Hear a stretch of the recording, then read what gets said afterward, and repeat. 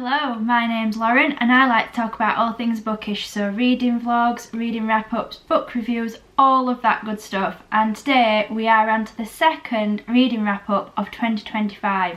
It is time for February's reading wrap-up. February actually turned out to be quite a good reading month considering it's a short month. I did manage 5 books, which I'm super happy with. In all fairness, there were a couple of very short books in there, but they still count. I still managed 5 books.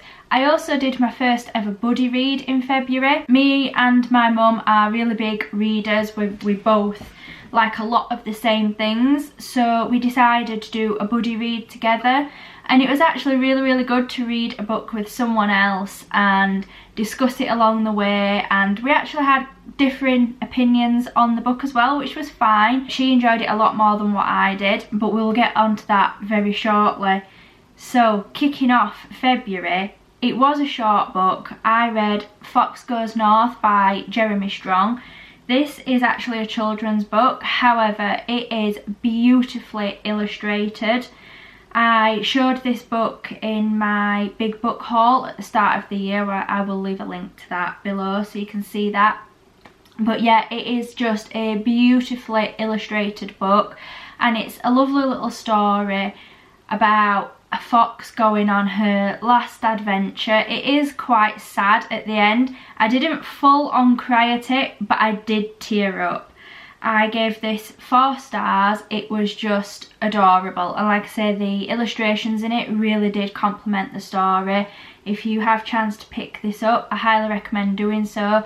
It is Jeremy Strong's last book. I believe he died before it was published. And now we have a cat. And you can't see him and make those noises. You can sit and be good. Thomas has decided to join the reading wrap-up. He was fast asleep 2 minutes ago, but you know, he wants to join in now. I believe Fox Goes North was published after his death, so you very much, he did know he was dying, he had cancer, but you very much get the sense that it's his like last adventure as well. So yeah, highly recommend picking it up. Beautiful book for adults and children. My second book in February was something very different to the first one. I read The Shining by Stephen King. Now this was actually a reread for me. However, I first read The Shining when I was 13 years old. I got into horror from a very young age, and The Shining was my first like adult horror novel.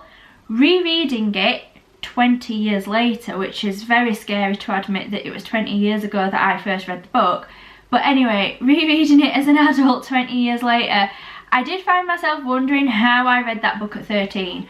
I remember being very scared by the book when I read it at 13, and I did actually read it on holiday, so it probably wasn't the wisest idea at that age to read a book about a haunted hotel when you were staying in a hotel. So I do know that I was very scared, and I remember waking my mum up one night on holiday and getting her to take me to the bathroom because I was just that scared. Reading it as an adult was a different experience. I didn't have to wake my husband up and get him to take me to the toilet, but I did still really enjoy it. I find Stephen King books are very hit and miss for me. I have DNF'd a fair few Stephen King books in my time. They are, if you're looking for a horror story that gets straight into the action, straight into the horror, Stephen King is not for you. He likes to weave a big backstory and give everything a tale. Like, one of the chapters was just like 10 pages about the wasp's nest being a metaphor for Jack's life. So that is what you're going into with a Stephen King. However, The Shining is an absolute Stephen King classic, and I do recommend reading it. I gave it 4 stars. It's just got lots of really good creepy tension and atmosphere. As I say, it didn't terrify me like it did 20 years ago. However, that is probably because I am a lot older now and it was a reread. But it was still brilliant, still thoroughly enjoyed the experience of it. So yeah, if you've never dipped your toes into Stephen King, The Shining probably is a really good place to start.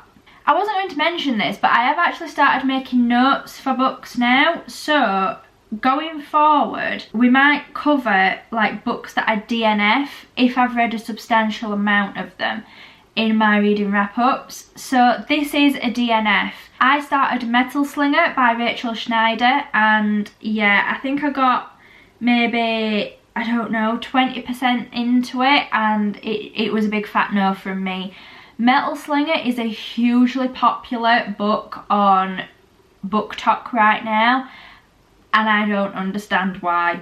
It really wasn't for me. I just don't get the hype around it at all. It was written in first person, and I have discovered that first person isn't always for me. I think a first person book has to be done extremely well, extremely strong, and this just wasn't it. I was not enjoying the first person vibe of this book at all. A major issue in the book for me is most of my understanding of what was happening actually came from reading the blurb. Very little of it was explained at the start of the book. No idea if that changes because obviously I DNF'd it. However, had I not read the blurb, I would have had no clue what was happening in this book, and that was a big issue for me. Like, I don't want big long rambling descriptions and backstory necessarily, but I need a little bit of understanding beyond the blurb, and it just wasn't happening. The writing felt incredibly basic, and it was so difficult to connect to the characters, and I think that's where the first person aspect of it really did fail, because it was so basic. So yeah, this was a ditch for me. Did not get very far into the book, but I just knew I wouldn't be able to carry on with it. I was very disappointed because I was really looking forward to this book. I toyed with the idea of picking this up like right from the end of January, so I was mega excited for it. So yeah, it was a huge disappointment. The next book, however, was a first person book, and it did massively redeem it, like first person books for me, and it was Behind Closed Doors by B.A. Paris. I gave this one 4.25 stars. It was brilliant. Like, when I first started like BookTok and BookTube and all that, I was a huge like thriller, crime, horror reader. I do still enjoy those genres, but obviously now being part of BookTok and stuff has introduced me to a lot of different books, a lot of different genres, so I have expanded my reading horizons. However, I did find myself falling a little bit out of love with thriller books last year, because I think it is incredibly hard to find a thriller book that is original and has a twist that you don't see coming anymore. It's a very oversaturated genre, and I get it's super hard to do something that no one else has done before. However, Behind Closed Doors was absolutely brilliant. Like, from the very first page, it was great. It wasn't a super long book, but I could not put this down, so I did finish it pretty fast. And basically it's about a married couple, and not all is what it seems. So I think the male main character in this book, Jack, is hands down one of the darkest characters that I have ever read. He was so well done. I mean, I won't give away any spoilers because this is definitely a book that you need to discover for yourself without me telling you the plot. But there is one point in the book, and it's a very small part of the book. Like, it's not even a major, I say that, it does become a bit more significant later on in the book, but there is a part in the book, it's literally like just a couple of lines that he says to his wife Grace, and I genuinely got chills. Like, it was so dark.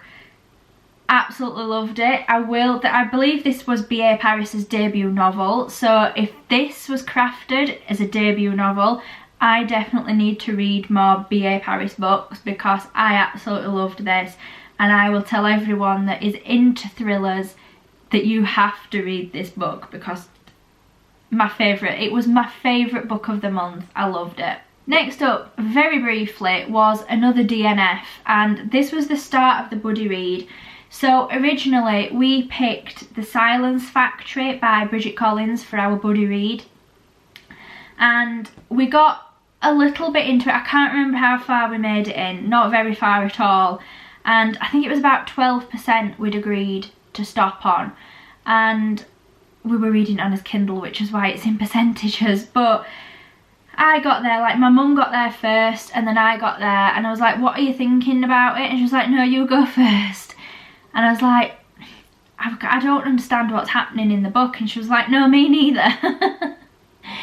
So we swiftly agreed to ditch The Silence Factory. It was bizarre. Like, I had no idea what was happening in it, and not in like a mysterious thriller sort of way, in just a what am I reading, what is happening, I have no clue kind of way. So we swiftly ditched that and we moved on to Beautiful Ugly by Alice Feeney. Now, I might have to do an entire video for this book because I have so many thoughts on it. I ended up giving this 3.25 stars. My mum did rate it 4 stars. You know when you read a book and it's absolutely brilliant, gripping, you can't put it down, you have to read another chapter. This was Beautiful Ugly. Right up until the last 30 minutes in the book, I was fully determined that I was going to give this book a 5-star rating, and the last 30 minutes somewhat spoiled the book for me. It just went really downhill. Now, obviously, I'm not saying this to put you off reading it, because my mum did not have the same thoughts as me. She agreed with me on a couple of things, but overall, she did enjoy the book and enjoy the ending more than what I did. But yeah, I was very, very disappointed. Like, I was actually angry at the end of this book because it just went in such a direction that displeased me. But yeah, still read it. Up until the last 30 minutes, it was absolutely excellent, and I think that's what made the ending even more disappointing for me, that it let it down so much. But you might not think the same. I have read an Alice Feeney book before and it was absolutely excellent, and off the back of this I have added more Alice Feeney books to my Kindle. It has not put me off at all. I still really enjoyed it, and I am very strict with my book ratings now, so 3.25 stars is not a bad rating on my scale at all. So still go and read it. It is still very enjoyable. And then my final book for February, I actually read it alongside Beautiful Ugly because we were doing a buddy read and we were stopping at certain points. I did find myself ahead at one point, so I read this because it was only 200 and something pages, and it was Bloom by Delilah S. Dawson. Now, this is another book that I have seen all over BookTok getting rave reviews. So I was like, it's a short book. It's supposed to be really good. It's something I can read alongside my buddy read. I gave this 3 stars. My main issue with this book, and I feel like the people that read this and give it a very high rating probably aren't aware of the origins of this book. It lacked originality for me. Throughout, I couldn't help thinking that it was kind of like watching an episode of the Hannibal TV series. This one, if you're not aware of what I'm talking about. Now, I loved this show until it went a bit like off a cliff towards the end. I didn't watch the last 1 or 2 seasons, I think it was. But the early days of Hannibal were excellent. And all throughout this book, I was like, this reads like an episode of Hannibal for me. So I wasn't at all surprised by where this book went and how it ended. That shock factor had gone for me, and I just really didn't like how unoriginal it felt.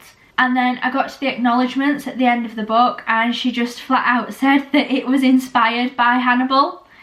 Now, if you read a little bit about Delilah S. Dawson, it's hardly surprising that she went down this route because she writes a lot of Star Wars books and a lot of books about other fandoms.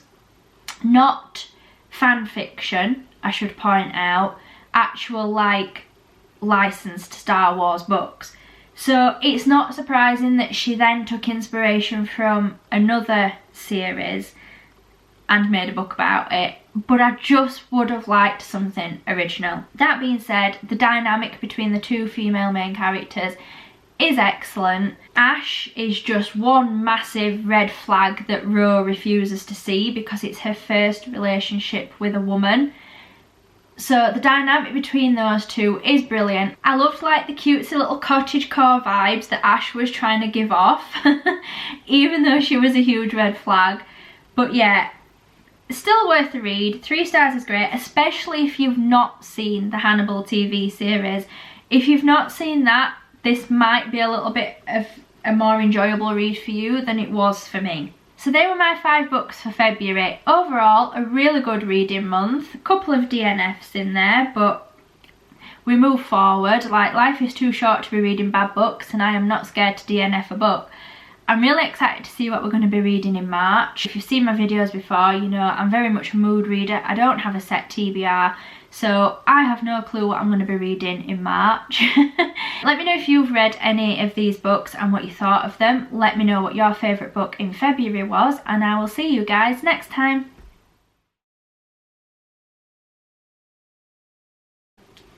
Thomas, you can't keep making noise. Sit down. I know. Sit down. You got to sit there and be a good boy. I can't keep stopping because you're screaming at me. You can't keep doing this. Sit down.